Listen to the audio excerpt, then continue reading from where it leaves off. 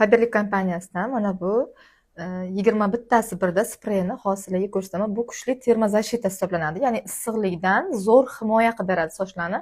Hamma ukladkada, utyuglar qilib yurganda zo'r himoya qilib beradi. Qaranglar, mana hozir men buni olamiz. Men bunga sepaman. Mana sepdim. Endi bu tarafiga sepilmagan, bu tarafiga sepilgan. Hozir mana zajgalka bilan yoqamiz.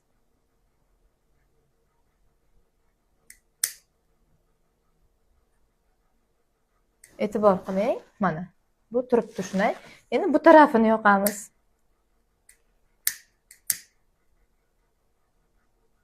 Mana qarang, endi mana bu tarafini yoqamiz. Sprey sepgan tarafimiz yonmadi. Bunisi yonib ketdi. Ko'rdingizlarmi, qanchalik zo'r himoya qilib beradi. Sochda